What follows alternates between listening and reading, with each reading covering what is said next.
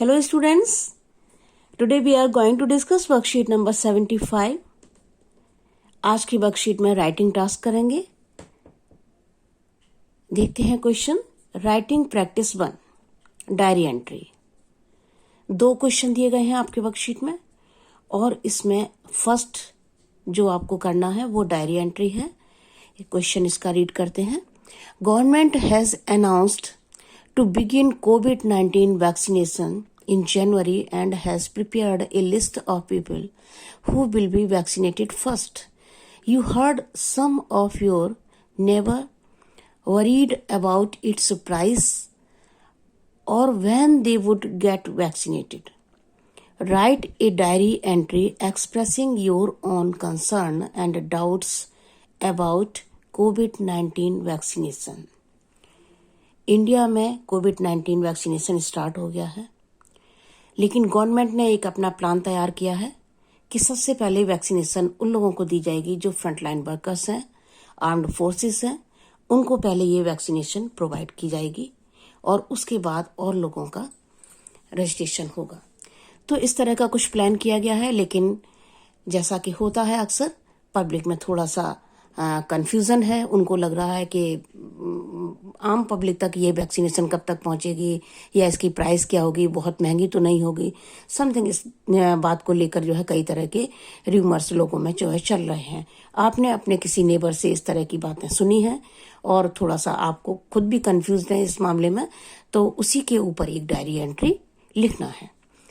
सो diary entry start करते हैं।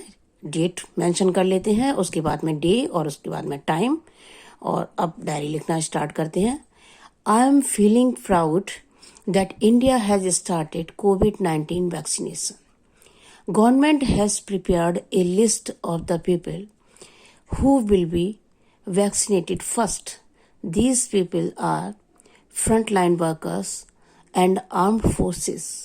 United Nations has lauded India's vaccination drive against the highly contagious coronavirus.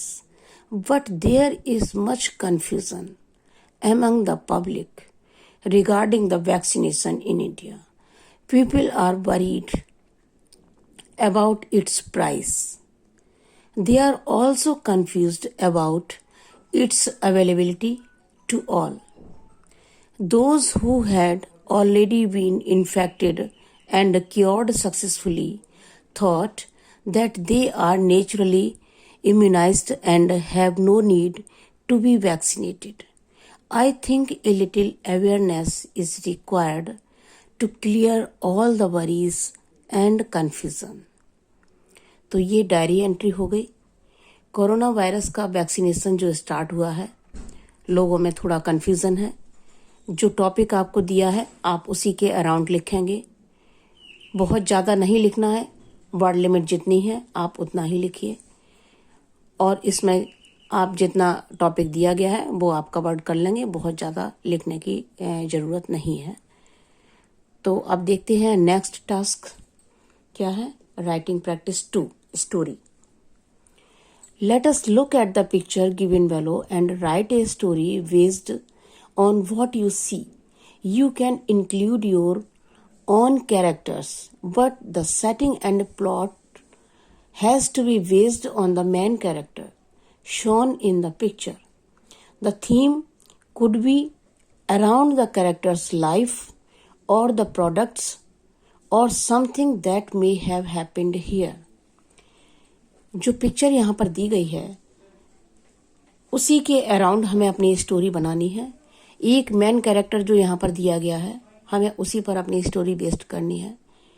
हम और characters create कर सकते हैं, लेकिन एक मेन कैरेक्टर जो यहाँ पर दिया गया है हमें उसको सेंटर में रखना है, और प्लॉट और जिस तरह की सराउंडिंग दी गई है उसी के अराउंड कहानी अपनी क्रिएट करनी है।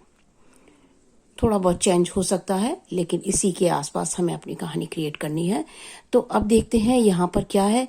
ये देखिए, एक लेडी है जिसने कुछ इस तरह का, राजस्थान में जिस तरह की ड्रेसेस होती हैं उस तरह का ड्रेसेस पहन रखी हैं, और ये दिए बेच रही है दिवाली पर, जैसे फुटपाथ पर लोग सामान बेचते हैं उसी तरह से इसने बहुत सारी डेकोरेटिव दिए वगैरह वो सारा लगा रखा है सामान और बेच रही है।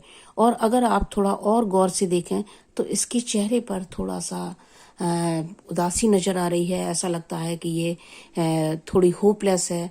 तो समथिंग इसी के अराउंड एक कहानी क्रिएट करते हैं, है ना। सीमा lives with her 3 children in Jaisalmer, Rajasthan.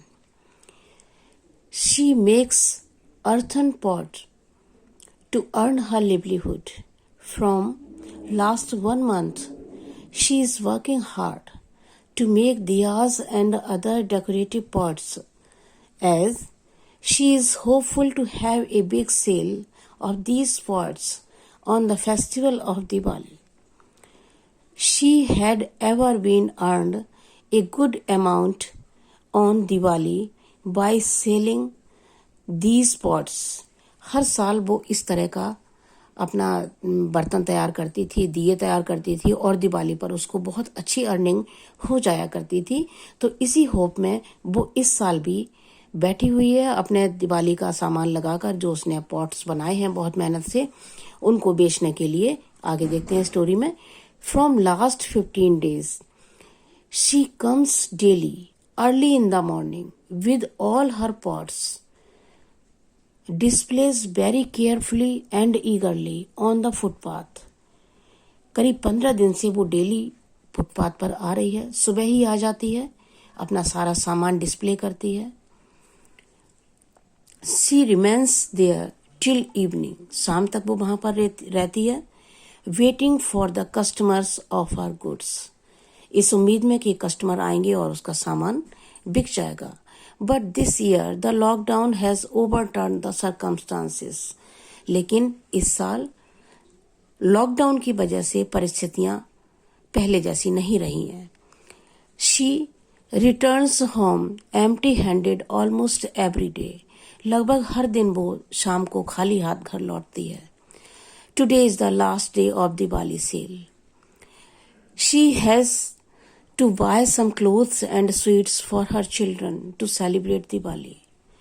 She is trying her best to attract the customers.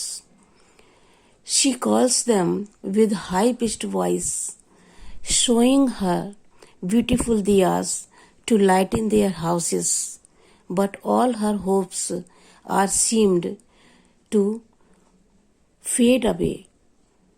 She is afraid how she would console her kids who are waiting for new dresses and sweets. तो इस तरह से ये story बनाई है। आप इसको देख के कुछ और अपने विचार रखिए और देखिए कि क्या स्टोरी और बन सकती है और किस तरह से इसको डिस्क्राइब किया जा सकता है पिक्चर को, है ना। आप कैरेक्टर और क्रिएट कर सकते हैं, लेकिन जो सराउंडिंग है उनको आप फोकस में रखिए। जो मेन कैरेक्टर यहाँ पर दिया गया है उसको आपको फोकस में रखना है और स्टोरी बनानी है। तो वर्कशीट आपकी कंप्लीट हो गई। Thank you so much. Have a nice day.